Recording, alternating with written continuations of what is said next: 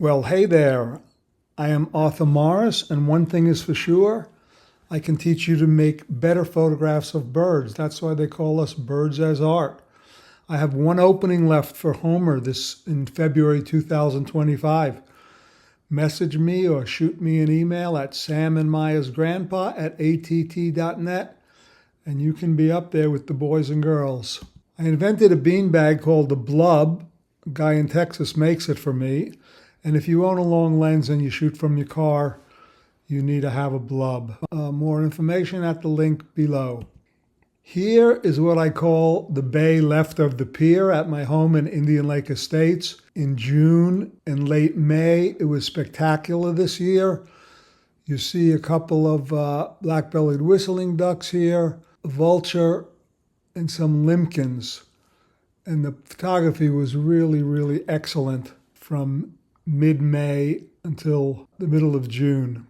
This is the kind of stuff I did with the whistling ducks with the right wind. But since I got back from Colorado, there have been not many birds. I take a walk with my shirt off to get some vitamin D every day at about 11, and there have been very few birds around. So as a result, I haven't been going down to the lake. It's been hot and sunny. But yesterday I figured, what the heck, and boy, I had a fantastic day. First bird to greet me was a sandhill crane on the little hill next to the bathroom. Made a few snaps off the BLUBB using the BLUBB, this 600 alone, this at 840 millimeters. And while this is the standard bird looking to the left, I like this much better with the elegant pose and the bird looking back to the right. Then I found a pair of sandhill cranes, this one laying down. So I made a few snaps, I think at 840, we can see here. Yeah, 840 millimeters with the A1. And another, and then I decided to get out of the car and put the lens on the BLUBB because the grass was really tall. And I'll stabilize the lens and reframe with my left hand with my right hand on the shutter button. And you can see I keep the level down, the level visible on the rear screen. And I make sure to wear my reading glasses. And another trick here is you have to make sure if a telephoto lens has DMF, direct manual focus, that you turn it off when you're working on a beanbag so that you don't throw off the focus as you recompose. So there's a much more intimate view working off the BLUBB. Another one, and you can see if I had put the lens right on the ground or on my ankles, the grass would have been blocking my view of the bird. Now here it's nice that it's looking up. Another pair of cranes was calling, but I don't like the intersection.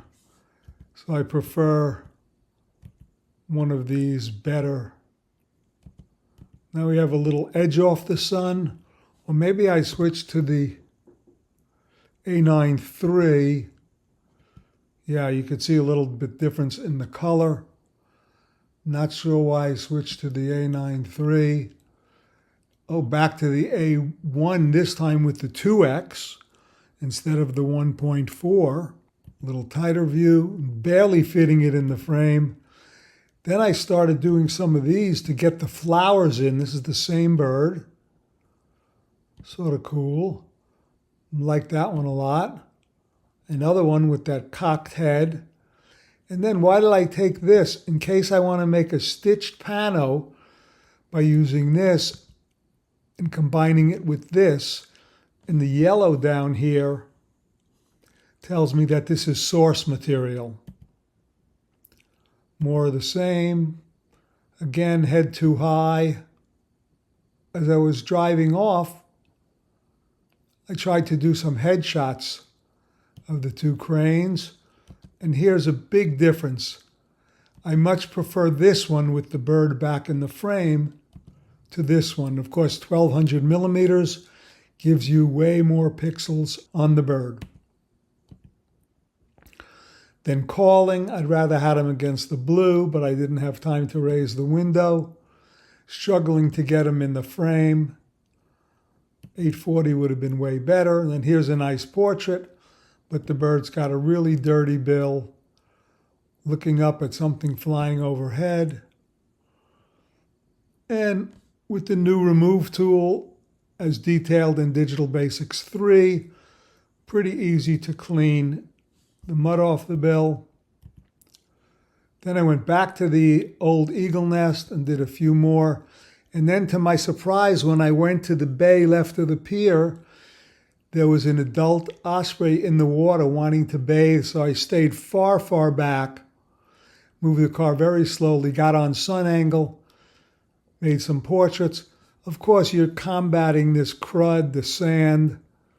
You wish you'd go out in the water. Different view, rare opportunity. Nice down the barrel lens stare. And then a young osprey flew in.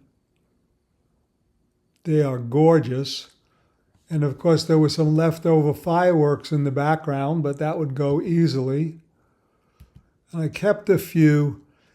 This one was my favorite because of the placement of the head completely against the wing. Heck, this one might have been better. Anywho, I optimized this one, and you see I'm struggling to get rid of the crap in the foreground. So that's the one I did, but I think in retrospect, I'm going to come back and do this one, so I'm going to give it a 1 for red. Kept another one, another. Then the juvie turned sideways. Let's see, this is with the A1, 51 megapixels, 1200 millimeters. You should be capable of making sharp images at 1200 millimeters. Kept a few frames. Yes, looking away a little bit. Now here's the beauty of eye tracking. I take this one, and then I have a moment without changing from tracking expand spot and put the bird all the way on the right side of the frame. And a few more. This did the best job of getting rid of the crud in the lower left. And then you go, why would you keep one of these looking right down the lens barrel? With 51 million pixels, I can make a tight vertical here without any trouble. Turkey vulture here, I'll have turkey vulture in heaven. Here I'll have to add some sand below, not a problem at all. And then I worked one of the 3 pairs of whistling ducks in the bright sun. Now it's already almost 9 o'clock. I did those for about 10 minutes. Got a few with the birds on the same plane. Hit escape. Come here. Yeah, this is a raw file. This is a raw. The single bird, I had a choice of this or this. I went with this one because this one has some blemish on the way he's holding his feathers. And here's the optimized version. I added canvas all around. It was a little too tight. Single bird. And again, problems on the bottom here. And that's it. If you'd like to come to Homer, shoot me a message. I'll be announcing San Diego soon, and I have a bunch of workshops on Long Island. You can check out the IPT page. So until then, be well, have fun, love you much. Cheers, I'm done. Or as Mike Wilbum says, we're done here.